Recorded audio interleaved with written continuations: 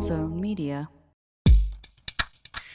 All right, everybody, welcome back to Behind the Bastards, a podcast where we tell you everything you don't know about the very worst people in all of history. And folks, on a normal week, basically every other week of the year, I read a story about a terrible person that I have researched and written and spent a lot of time on to one of our guests, who is generally a comedian or an academic or somebody who we thought would be fun to horrify for roughly 2 to 3 hours.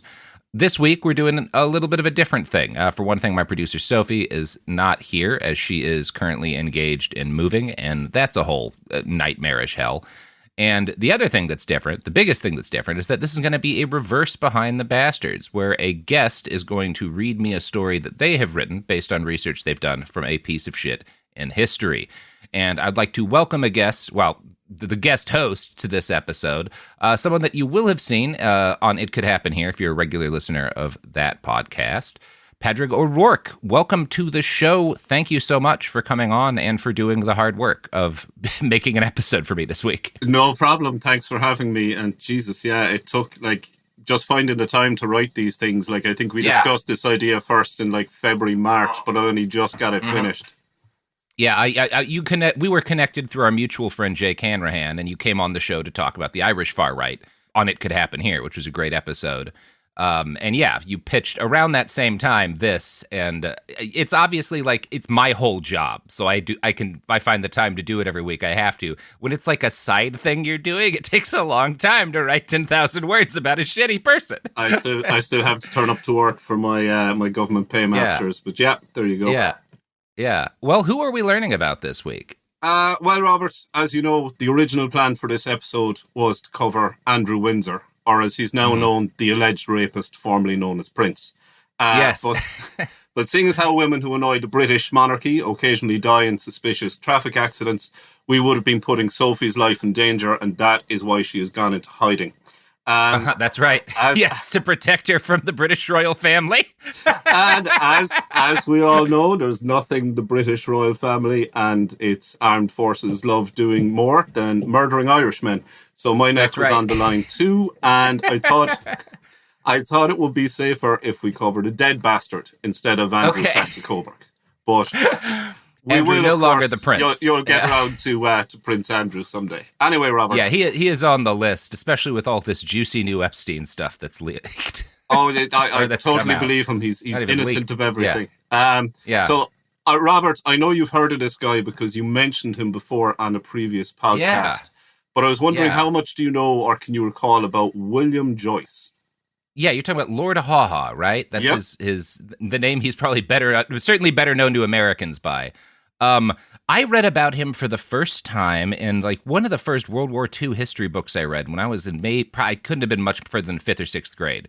And there was a chapter that talked about him, and it talked about there was kind of a woman in Japan who was sort of the Japanese equivalent of these radio, pro-fascist radio stars who would tell Allied soldiers basically, you're all going to get killed over here, disobey your orders, whatnot, it's hopeless to try to fight us, that sort of thing. So that's kind of it's a very surface level knowledge of the guy. I'm aware that he was the British equivalent of, and I'm spacing on the name of the woman based in Tokyo who was doing the same thing over in the Pacific Theater. But yeah, that's what I know about him. That's the guy. Well, this guy has fascinating backstory, terrible personal life, and I think he's grade A bastard material. This is an iHeart podcast. Guaranteed human.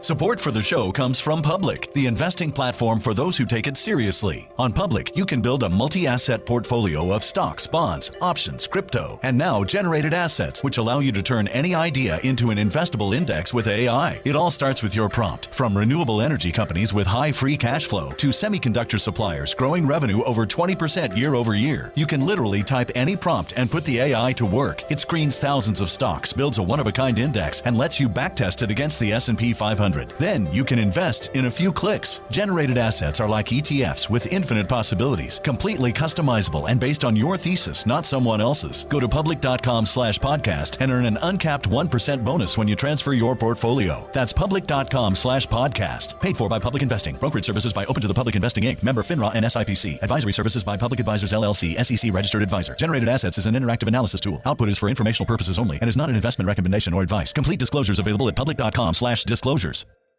There's a difference between liking a house and actually getting it. Redfin is built to make up that difference and close the gap between finding and owning the home for you. Redfin agents close twice as many deals as other agents. So when you find a home you love, you're not a step behind when it comes to making an offer. That means less watching great homes disappear and more focus on the one you'll call home. Redfin helps turn saved listings into real addresses. Get started at redfin.com. Own the dream.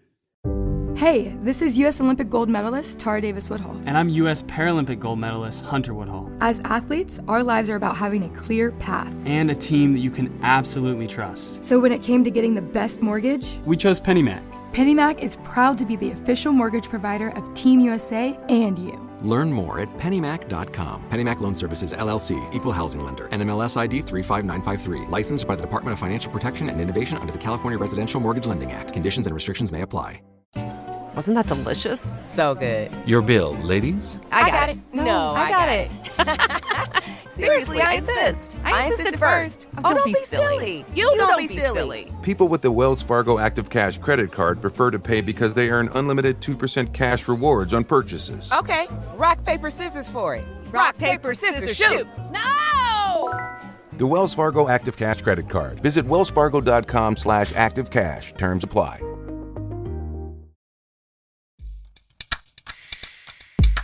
So look, we'll jump into it. William Joyce was born, well, fuck Robert, we're off to a bad start here because no one knows for certain when or where this asshole was born. I love those ones. Yeah. We do know who his parents were, though. William Joyce was the eldest son of Michael Joyce from Mayo in the west of Ireland, and an English woman named Gertrude Brooke, but who was better known as Queenie. Michael Joyce, unlike most Irish immigrants to the USA in the late 1800s, was not a starving peasant. He came from a wealthy farming family and he had gone to America to seek his fortune rather than evade starvation. In the 1880s, he established a successful construction company in Brooklyn and he had enough money to make frequent trips back home to Ireland. Oh, wow. Yeah, that is a very rare situation for somebody who moves from Ireland to the U.S. in the 1800s. He's doing well. So on one such trip to Galway, he meets and falls in love with Gertrude, or Queenie. So true love blossomed, but there were two small problems: racism and religious bigotry. Because back then, the Irish were still considered primeval savages by the English establishment. James Froude, professor of history at Oxford, declared that the Irish were, quote, more like squalid apes than human beings. That's a good British. I lived there for a while. I could kind of do the upper class one and the working class, but nothing in between. Anyway, another English academic, John Badeau, held that the racial inferiority of the Irish made us genetically inclined to criminality, which was evident by studying the skulls and phrenology of Irish well, that sounds scientific. Sure. Yeah, who had, quote, a Negro appearance. Oh, boy. Yeah. Oh, wow. Yeah, there's still institutions in Ireland where they have the heads of, like, Gaelic speakers, the skulls, and we've given back, like, the Pacific Islanders, but they're kind of like, no, we're holding on to the Irish ones, so some of them have only just come back. But anyway, further complicating matters for these star-crossed lovers, apart from the different nationalities, was the fact that Michael Joyce was a Catholic, whilst his fiancée was Protestant. Now, such mixed marriages were controversial at the time, though nobody in Ireland today, well, in Southern Ireland at least, gives a shit about it. So Michael and Gertrude's engagement was so controversial that her parents refused to attend their 1905 New York wedding. Instead, Queenie's parents sent her brother Gilbert, a lawyer, to the ceremony to, quote, see that the thing was done right. Now, there have been many biographies of Joyce, but the best is probably by Colin Holmes, an English academic, who suggests that Joyce was born out of wedlock 2 years before the marriage. And that is the reason why her family only sent one person to the wedding who was a lawyer. Wow. Yeah. Wow, that's such a bitchy move. Like, just sending your lawyer to their...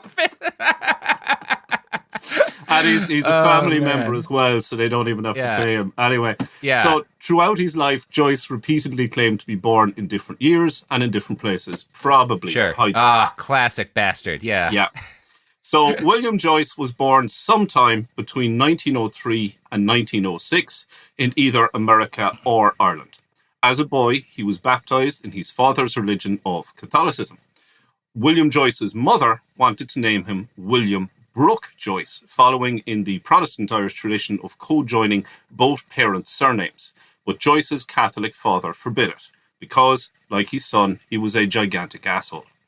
In 1913, Michael Joyce used his American wealth to buy a pub in his home place of Mayo.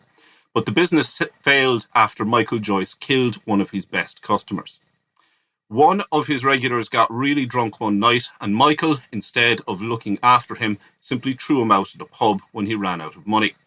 This man's body was found lying against the pub wall the next morning. Jesus. Yeah, he had died of hypothermia whilst sheltering against the gable end of the building, trying to get shelter from the wind and the rain. This resulted in all the locals successfully boycotting the bar, and the Joyces were forced to sell it. Yeah, that makes sense. Yeah.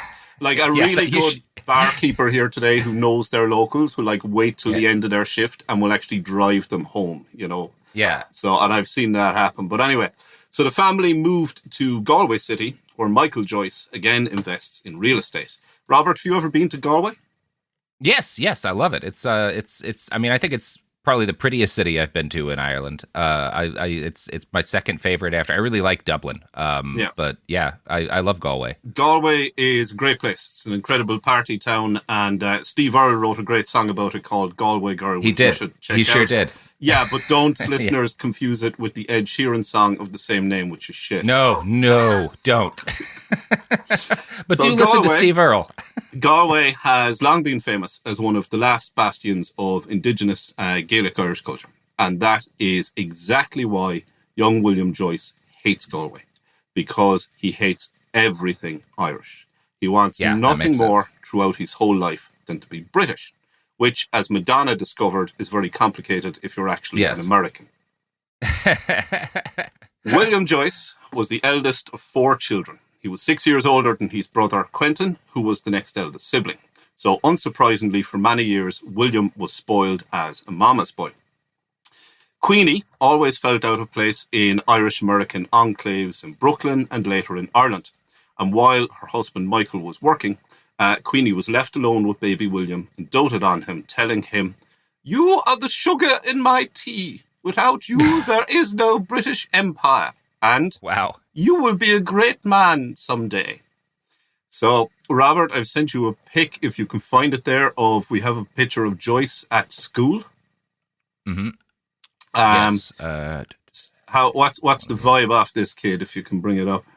He looks like a little shit. Like, I'm going to be honest with you. Like, he's got his arms crossed in a way children seldom do. Yeah, and like the only 2 other people in the group photo who have their arms crossed are the teacher and the teacher's kid who's sitting at his feet.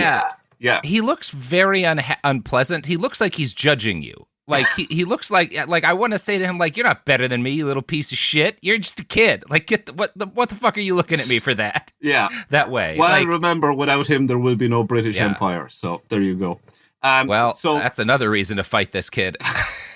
From an early age, Joyce was noted for being intelligent and precocious. He was a keen chess player and boxer who showed a talent for languages, but he was also a loner. So he came up with a plan to make friends. His dad rented the property to the cops as a police station, and William snuck in one day, stole a gun, and brought it to school. Just a normal that'll kid make thing you to friends. do. Yeah, that'll make you friends.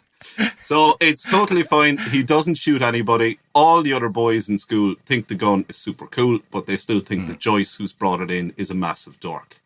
So Joyce's parents had enrolled him in a Catholic school. And this may surprise listeners, but the Catholic Church in Ireland in the early 1900s was 100% supportive of British rule. Since the time of the American Revolution, Catholic bishops had condemned every single Irish rebellion against the British. So in return for their loyalty, the British government allowed the Catholic Church to run almost all of the elementary schools in Ireland. This not only... That ended well. Yeah, absolutely. That's where we're going. This not only allowed Catholic priests to ensure the spiritual indoctrination and brainwashing of Irish children, it also gave Catholic priests political power and social status required to ensure a nationwide conveyor belt of children who they could rape and abuse without legal consequence.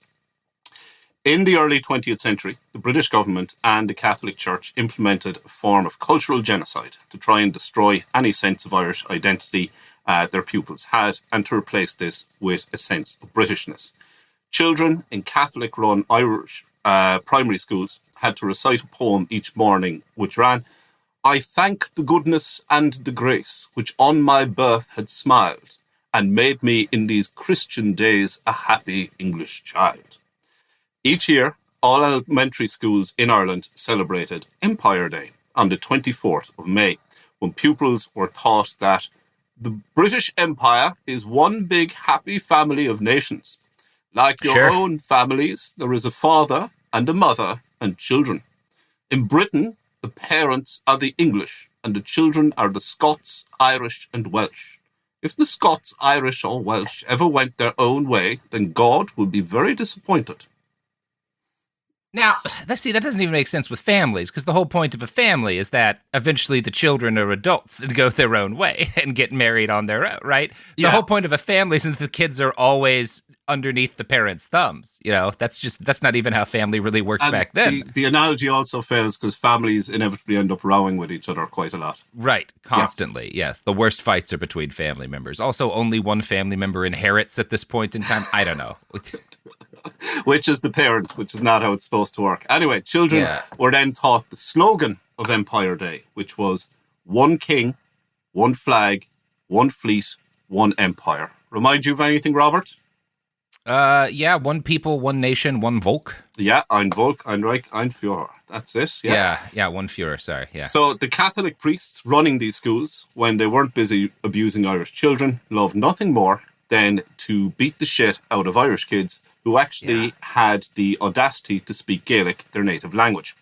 So this is similar, Robert, to what happened to First Nations kids in Canada.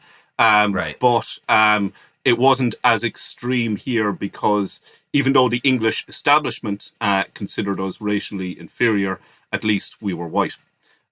So anyway, young William Joyce just fucking loves all the British imperialism that he is getting in school. And he loves school and education until one day he asked the priest if his Protestant mother would go to heaven when she died. And of course, the priest says, no, your mother is going straight to hell where she will burn in eternal torment forever with all the other Protestants. Because that's just how the Catholic Church rolls. Yeah. It's funny. I grew up Episcopalian, and I had a similar talk with a youth group leader about that, where I was asking him about like different like Gandhi and stuff, and he was like, "Oh no, everyone else is going to hell. Like everyone who was not the specific kind of Christian that we are is going straight to hell forever." Yeah, at least the Mormons are nice enough to rebaptize the dead and try. Yeah, right. You baptize Anne Frank decades after her death, like a normal person. Other things we could criticize the Mormons on, but at least I think they're well intentioned. Anyway, it is. When you think about it, it's nicer than some of the other things. Yeah. So Joyce gets super pissed when the priest who's teaching him throws eternal shade on his Protestant mum. So up to this point, he had been a model student, but from then on, he says, fuck homework, and he starts spending all his spare time on politics. And it was an interesting time in Irish politics. So at this time, all of Ireland, north and south, was still part of the UK, but after centuries of colonialism, ordinary Irish people were getting tired of being repeatedly fucked over and exploited by an English political elite. So after the outbreak... Yeah, that would get on your nerves. Yeah, after the outbreak of World War I, a broad popular front of Irish Republicans, whose politics are very different to those of American Republicans. These Irish Republicans start planning a rebellion against the English king, who of course was then distracted from Irish affairs temporarily by throwing millions of British soldiers at German machine guns in the hope of defeating his cousin and bastard pods alumni, Kaiser Wilhelm II. Yeah. Yeah. Always So, good when he comes up. who was horny for his mother's hands, if your research is correct. Yeah. Weird hand fetish. Yeah. So anyway, the rebellion is known here as the 1916 Rising. It's largely confined to Dublin, but Galway, where William Joyce lived, was one of the few places outside the capital where there was fighting. We don't need to go into all the details on the rebellion here. Basically, the Irish rebels wanted to break free of Britain, establish an independent republic, launched the rebellion in April 1916, fought the British Army, managed to hold out for a week before being defeated, and Margaret Killjoy did a whole series on this rebellion for cool people who did cool stuff. So if you want to learn more about it, you can start there. So anyway, this rebellion freaks young William Joyce out. And the following year, when the Bolshevik Revolution happens in Russia, he goes way down the conspiracy rabbit hole. And he's convinced that both the Russian Revolution and the rebellion in Ireland are part of a secret global Irish, German, Jewish Bolshevik plot to destroy the British Empire. Yeah, that makes sense. Yeah. So Joyce hits on a new plan to make himself popular at school. Instead of bringing another gun to class, because that didn't work too well the first time, he decides to tell his classmates about all his favourite new conspiracy theories. Oh boy. Yeah, one of his schoolmates, Owen Keenan, recalled, quote, "He was a morose and lonely little fellow. For all his brightness, there was something missing in young Willie. He would give impromptu speeches in the playground, warning us about the growing dangers of Bolshevism." But Robert, do you know who won't make impromptu speeches in the playground warning their playmates about Bolshevism? Some of our sponsors might. I'm not going to categorically say not. But you know, some of them are fine with it. I was going to say the Irish Republican Army. Yes, that's right. Oh, well, yes, no. Yeah. Yeah, the good old IRA, because in 1917, the IRA, despite being almost entirely Catholic, were actually very supportive of Soviet Russia. Robert, remember those 16 pounds of diamonds the Tsarina and her daughters had sewed into their bodices and they accidentally turned into bulletproof vests during the execution in the basement in Ekaterinburg? Well, when the Bolsheviks got the diamonds off the corpses, some of them ended up hidden in the chimney of a senior IRA leader in Dublin named Harry Boland after a secret financial deal between the Soviet Union and the IRA. But that's a long story. We don't have time to go into here. No, what we do have time for is ads. That's right.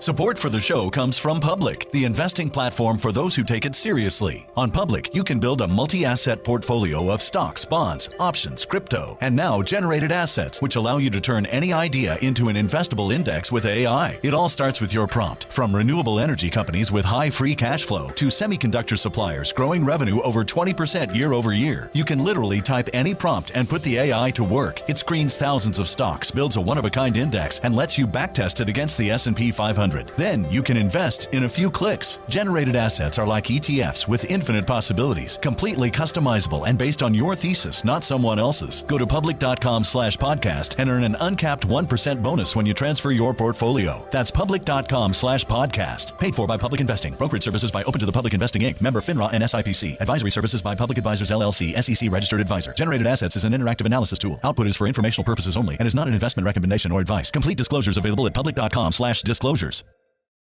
Hey, this is U.S. Olympic gold medalist Tara Davis Woodhull. And I'm U.S. Paralympic gold medalist Hunter Woodhull. As athletes, our lives are about having a clear path. And a team that you can absolutely trust. So when it came to getting the best mortgage, we chose PennyMac. PennyMac is proud to be the official mortgage provider of Team USA and you. Learn more at pennymac.com. PennyMac Loan Services, LLC, Equal Housing Lender, NMLS ID 35953. Licensed by the Department of Financial Protection and Innovation under the California Residential Mortgage Lending Act. Conditions and restrictions may apply. Sink into affordable luxury. Anabay is the only machine-washable sofa, inside and out. With stain-resistant slip covers and a cloud-like frame duvet, everything goes right in the wash. Plus, the modular design lets you change the look of your space anytime. Visit washablesofas.com to upgrade your home. Shop up to 60% off site-wide, with sofas starting at just $699 and a 30-day money-back guarantee. Shop now at washablesofas.com. Offers are subject to change, and certain restrictions may apply. Flag football is exploding, and iFlag is leading the way. As the Guinness World Record holder, iFlag hosts premier flag football tournaments nationwide for boys, girls, high school girls, and adults. From first-time players to elite competitors, iFlag delivers top-level competition, unforgettable experiences, and a community built around the game. Ready to be part of it? Join the movement. Find your tournament and learn more at iflag.org. That's iflag.org.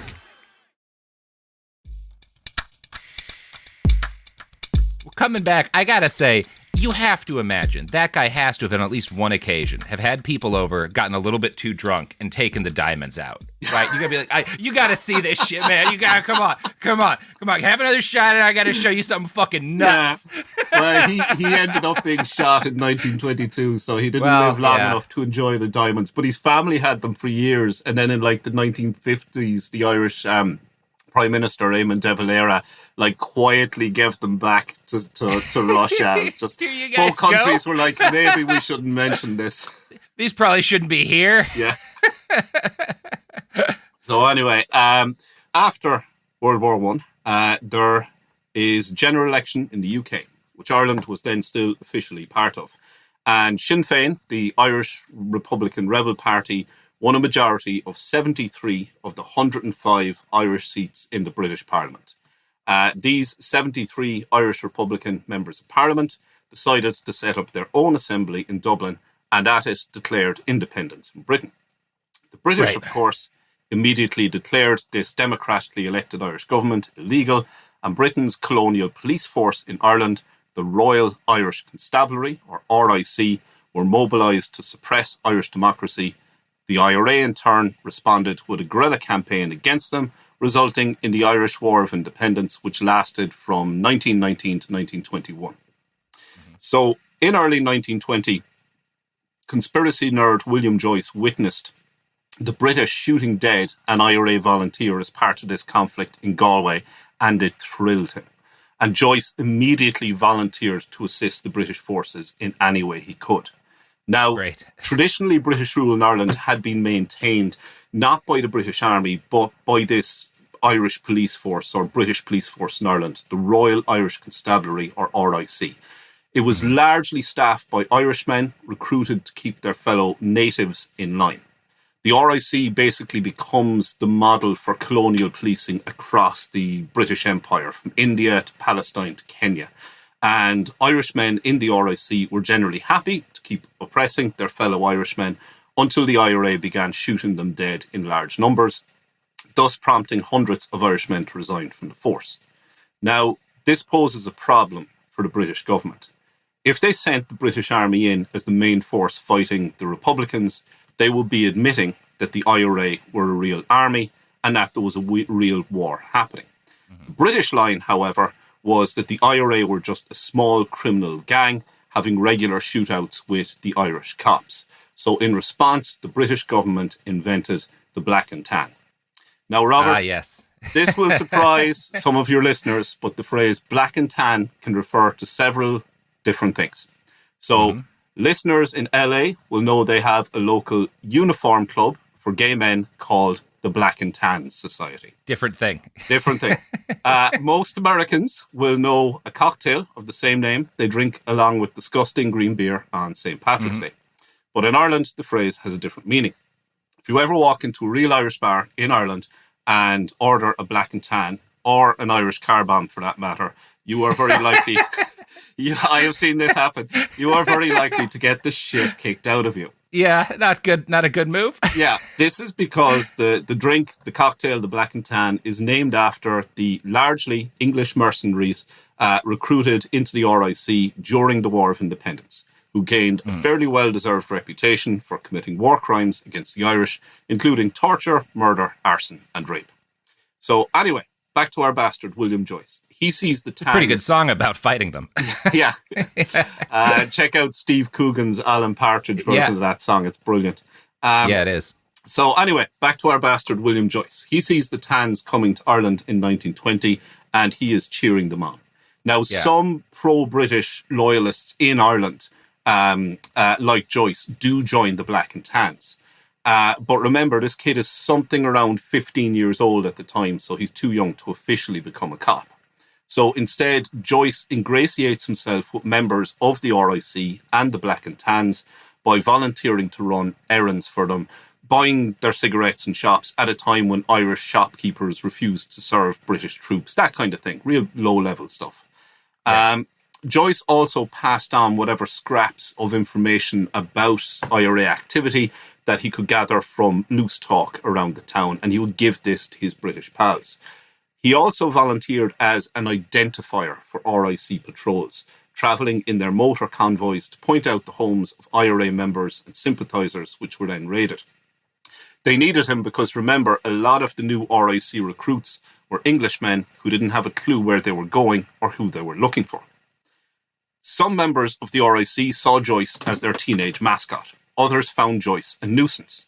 And one Irish RIC constable later recalled, quote, "He was one of our greatest embarrassments. His trouble was fanatical patriotism to England and a burning wish to fight the rebels. He often tried to smuggle himself into our lorries. We laughed at him, but if he was killed or wounded, it would have caused our patrol a lot of trouble."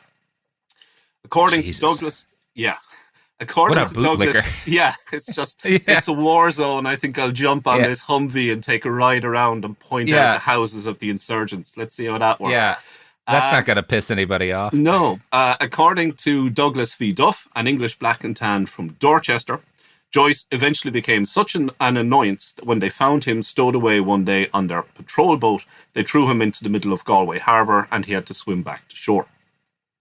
Joyce, that's not a warm harbour. Yeah, not a warm harbour. It's mostly filled with bottles of Buckfast now, if you know Galway. Yeah. But anyway. Buckfast. Joyce overcame this setback to ingratiate himself with an even worse group of British paramilitary police, the Auxiliary Division of the Royal Irish Constabulary, more commonly known here in Ireland as the Auxies. Now, the Auxies were similar to the Tans or the Black and Tans, but instead of being recruited from ordinary low-ranking ex-British soldiers, they were only recruited from ex-officers. So they're a bit like an elite kind of special forces unit. Yeah. The Auxies were a much more effective fighting force. They were much more extreme in their methods, more ruthless, more violent and determined than the Tans. To quote one of the IRA's most famous leaders of that era, Tom Barry, quote, "There were good and bad men amongst the Tans, but the Auxies were bastards to a man." Short and sweet. Yeah. Not a man who mixed his words. When D Company of the Auxies arrived in Galway, Joyce immediately volunteered to help them with the same kind of low-level intelligence work that he had done for the Tans. D Company were one of the worst Auxie units. In a notorious incident in November 1920, they shot dead Eileen Quinn, a 24-year-old woman who was 7 months pregnant.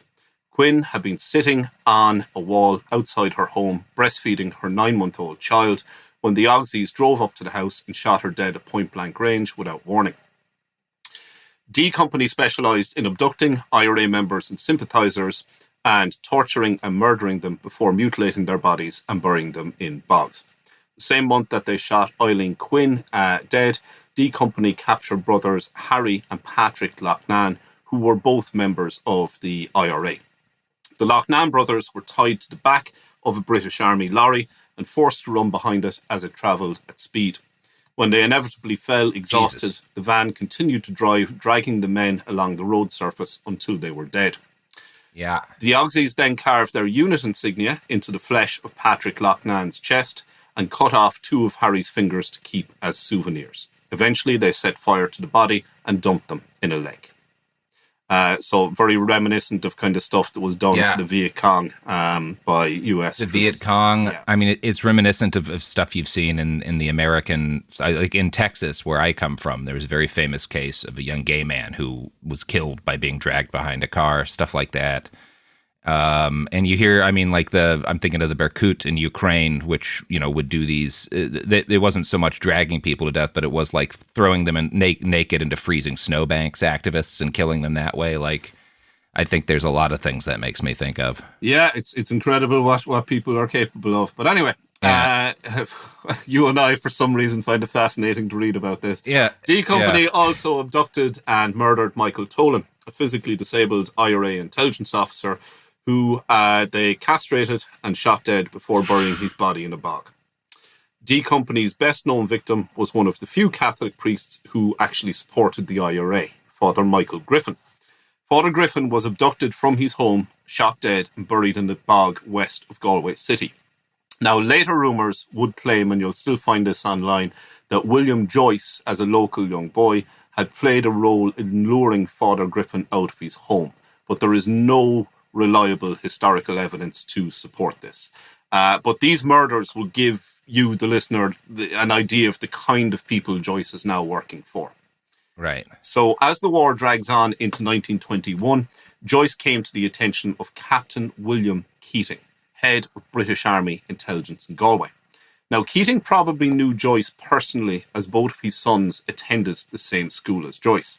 Keating decided to recruit Joyce as a courier. So by now, he's not a British soldier. He's not an official member of the British Army, but he is on their payroll, and working for the army was seen as being more respectable than doing errands for a paramilitary police force.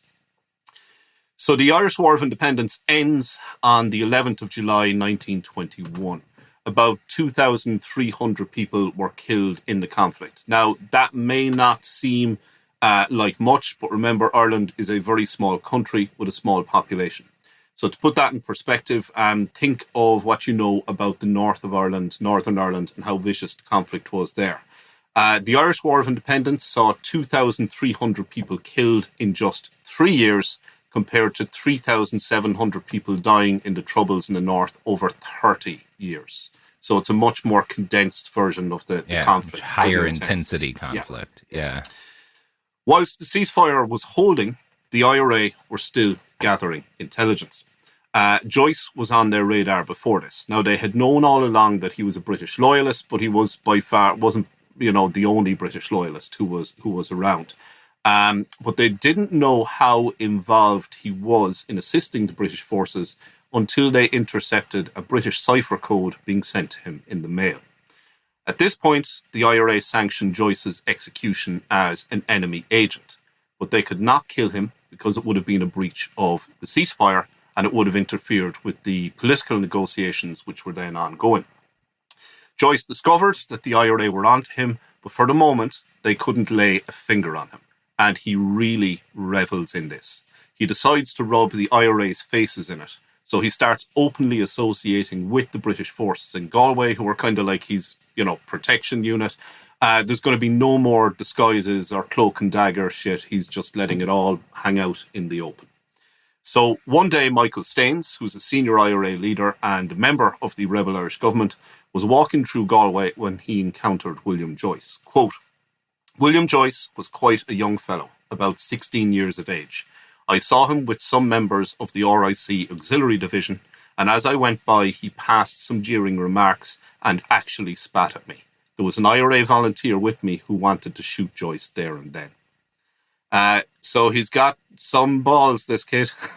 Yeah.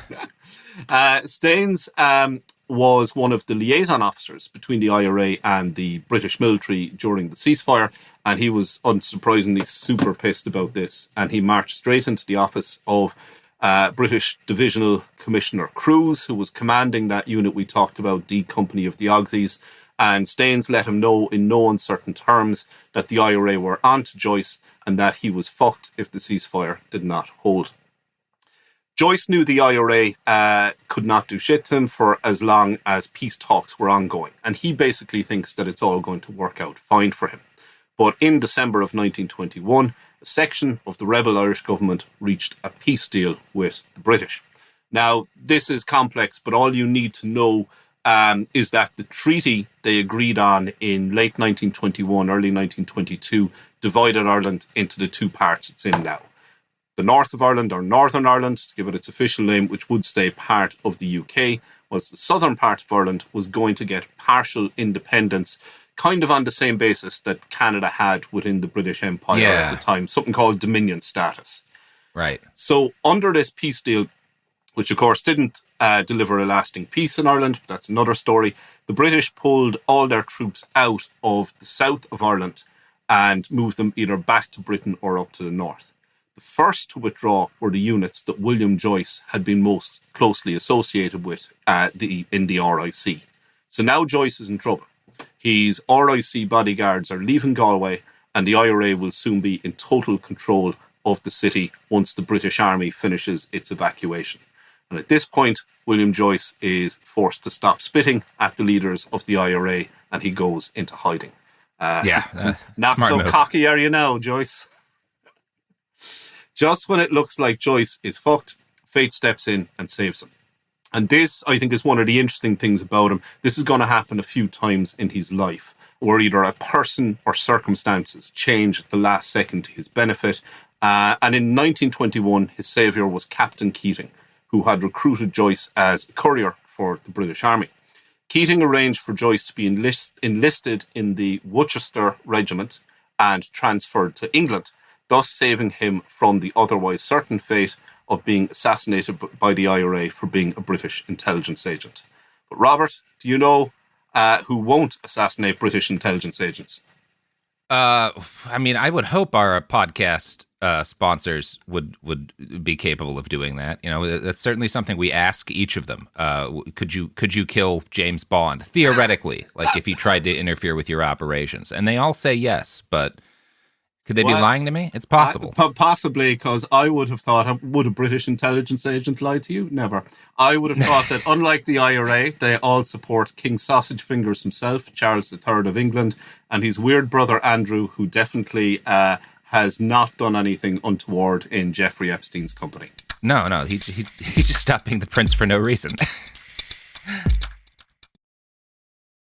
Support for the show comes from Public, the investing platform for those who take it seriously. On Public, you can build a multi-asset portfolio of stocks, bonds, options, crypto, and now generated assets, which allow you to turn any idea into an investable index with AI. It all starts with your prompt. From renewable energy companies with high free cash flow to semiconductor suppliers growing revenue over 20% year over year, you can literally type any prompt and put the AI to work. It screens thousands of stocks, builds a one-of-a-kind index, and lets you backtest it against the S&P 500. Then you can invest in a few clicks. Generated assets are like ETFs with infinite possibilities, completely customizable and based on your thesis, not someone else's. Go to public.com/podcast and earn an uncapped 1% bonus when you transfer your portfolio. That's public.com/podcast. Paid for by Public Investing. Brokerage services by Open to the Public Investing Inc. Member FINRA and SIPC. Advisory services by Public Advisors LLC, SEC registered advisor. Generated assets is an interactive analysis tool. Output is for informational purposes only and is not an investment recommendation or advice. Complete disclosures available at public.com/disclosures. Hey, this is U.S. Olympic gold medalist Tara Davis-Woodhull. And I'm U.S. Paralympic gold medalist Hunter Woodhull. As athletes, our lives are about having a clear path. And a team that you can absolutely trust. So when it came to getting the best mortgage, we chose PennyMac. PennyMac is proud to be the official mortgage provider of Team USA and you. Learn more at pennymac.com. PennyMac Loan Services, LLC, Equal Housing Lender, NMLS ID 35953. Licensed by the Department of Financial Protection and Innovation under the California Residential Mortgage Lending Act. Conditions and restrictions may apply. Kids, pets, life, your sofa sees it all. But with a washable sofa, stains don't stand a chance. All of our sofa collections come with fully machine washable covers and cushions, making cleanup effortless. Liquid and stain-resistant fabrics provide extra protection against everyday messes. Plus, with modular designs, you can rearrange your sofa however you like. Perfect for growing families and changing spaces. Starting at just $699, it's time to upgrade to a stress-free, mess-proof sofa. Visit washablesofas.com today and save. Offers are subject to change and certain restrictions may apply.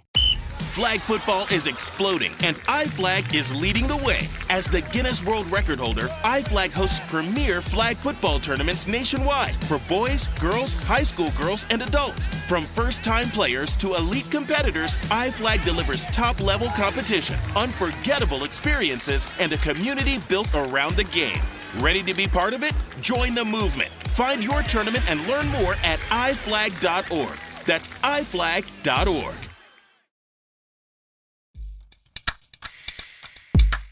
And we're back. So, I wonder how Cool Zone Media's lawyers feel about that last ad pivot. Anyway. I feel like it's pretty safe these days. Yeah. I don't enjoy the First Amendment rights in legal terms you have, so I have to be more careful in Ireland. Anyway, although I suspect Prince Andrew won't be leaving the jurisdiction of Britain anytime soon. If we have one right in the United States, it's talking shit about the British royal family. So kind of foundational. Yeah. So in early 1922, young William Joyce is safe from the IRA. He's living in a British Army barracks in England, but by now the British, of course, have no real use for him. He had a purpose when he was in Ireland, but now that the British have done a deal with a faction of the Irish rebels, their focus is on their other imperialist projects in Egypt, in India, in Palestine, where Joyce would, of course, have been useless. So he was probably underage. He was definitely physically unfit, and he had never fired a gun in combat. So within a few months, he gets kicked out of the British Army. Now, William Joyce enrolled in Birkbeck College in London, where he joined the college branch of the British Conservative and Unionist Party, also known as the Tory Party. And he was hoping that he would find his political soulmates there. Instead, he was disappointed that they weren't supportive enough of the Irish loyalist cause, and he was disappointed because they didn't express the same interest in anti-Semitic conspiracy theories about Irish affairs that he did. That's a shame. Political disappointments aside, he managed to graduate with a degree in English. He toyed with the idea of studying for a master's in history, but never put the required effort into securing a place at university. When asked about this failure later in life, he fabricated the excuse that, quote, some thieving Jew had stolen his research. Next, he applied for a job in the British government's Foreign Office, and when this application was rejected, he again used the excuse that the Jews were responsible. Sure.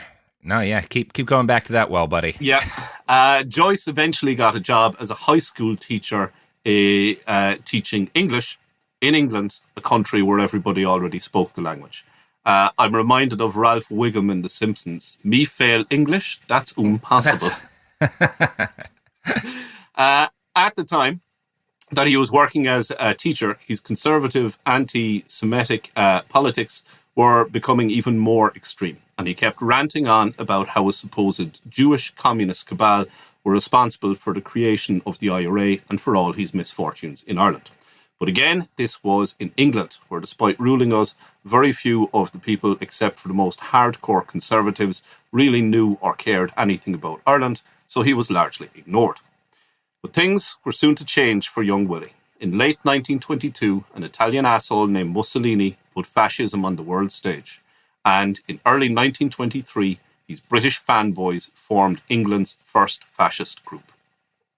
On the 6th of May 1923, Miss Rotha Linton Orman, the daughter of British Army war hero Major Charles Orman, decided to found the British Fascisti.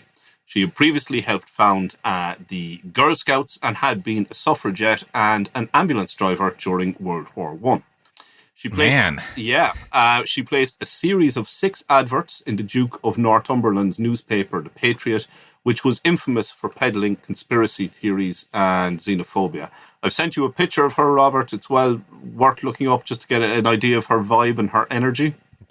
Oh, yeah. I mean, she definitely looks like someone who would both be a suffragette and also a fascist activist.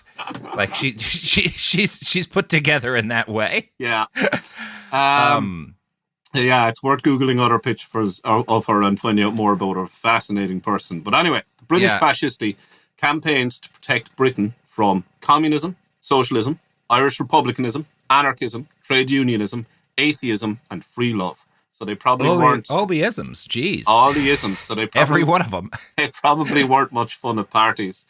No. Linton Orman claimed the moral, spiritual, and fundamental objects of British and Italian fascists are identical.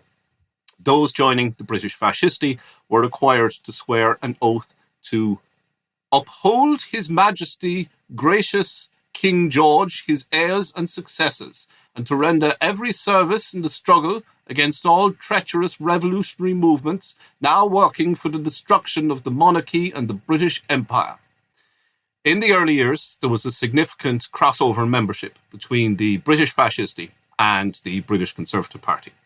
The group's primary activity was to act as bodyguards for conservative politicians and protect conservative meetings from interference by left-wing hecklers. Joyce joined the British Fascisti in London shortly after their formation, and he was soon promoted to commander of I Squad. On the 24th of October 1924, Joyce led the members of his unit to the constituency of Lambeth North, where they had been tasked with acting as an honour guard for an election rally for the local Conservative candidate. The meeting was disrupted by a group of anti-fascist protesters, one of whom attacked Joyce, slashing his face from the right corner of his mouth to his right ear with a straight razor. See, I can already see the problem, which is that, you know, great instincts, but if you just slash someone in the face, you're going to wind up making them look cool. Like, Yes. if you just give someone a facial scar, you're going to wind up making them look cooler.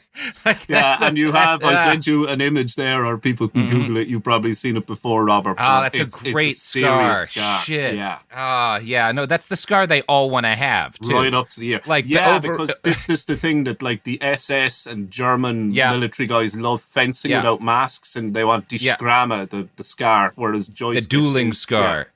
You couldn't buy a better scar than that. No, if you went to a fancy dueling college. It's like a fucking James Bond villain scar. Exactly. It's like a fake scar.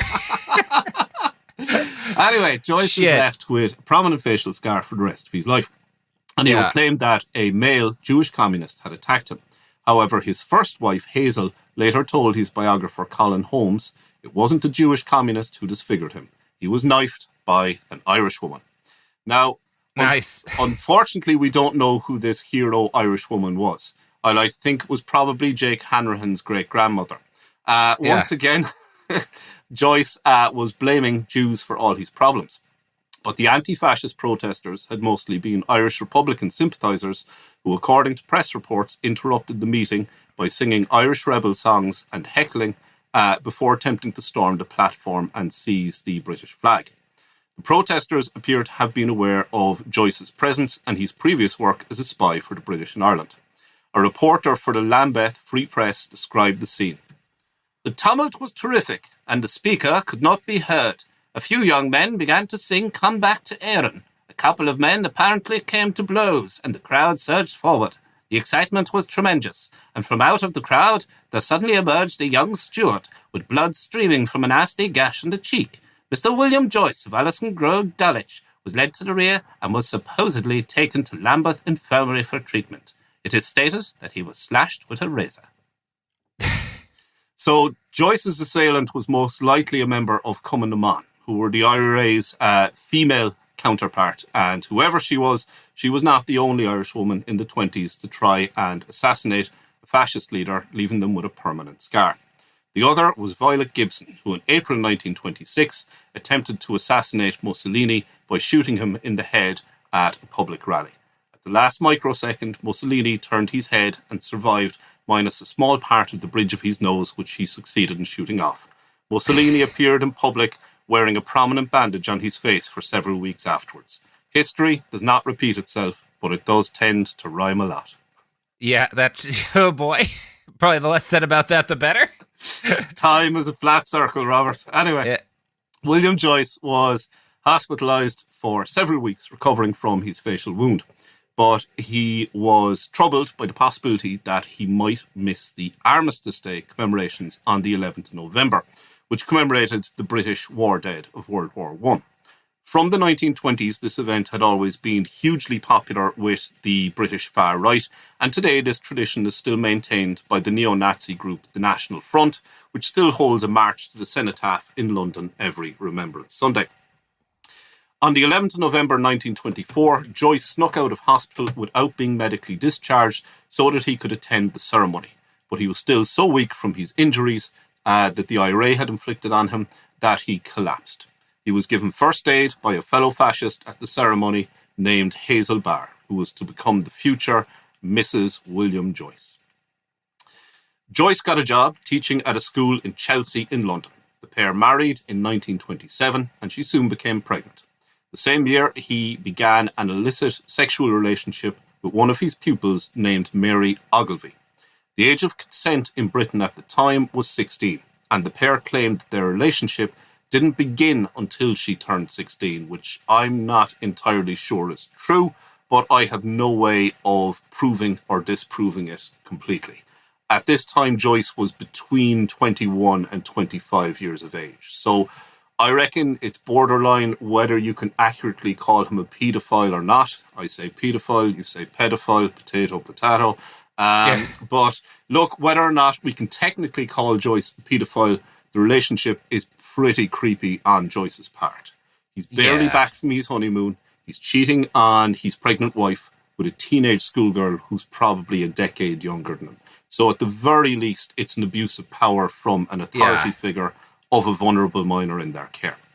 Yeah. So anyway, Joyce's wife appears to have been unaware of the affair, and she gave birth to their first daughter, named after her mother, Hazel, and a few years later the couple had a second daughter. This marital and domestic drama aside, Joyce was still an active member of the British fascisti into the late 1920s, but he drifted away when the movement began to flounder in the early 1930s. The movement had always been bankrolled by Rotha Linton Orman's wealthy mother, who immediately cut off finances for her daughter when she heard lurid rumours about her daughter's morphine habit and involvement in alcohol-fuelled orgies at their country mansion. Cut off financially, Orman grew increasingly dependent on alcohol and drugs and died within a year at Santa Brigada on the Canary Islands, just 40 years of age. So, for the second time in his life, Joyce was politically adrift, having been failed by his political messiah. The first political leader to fail Joyce had been his childhood hero, Sir Edward Carson, the Irish loyalist leader who had led the pro-British movement against the IRA and any form of Irish independence. Incidentally, Carson was also the barrister who led the prosecution of Oscar Wilde for sodomy. Good. Yep, there you are. He's ticking all the boxes. However, Carson had failed Joyce when he signed up to an agreement with the British in the early 1920s. And that saw Southern Ireland, as we mentioned, begin to break away from England and effectively abandoning pro-British families like the Joyces in the south of Ireland.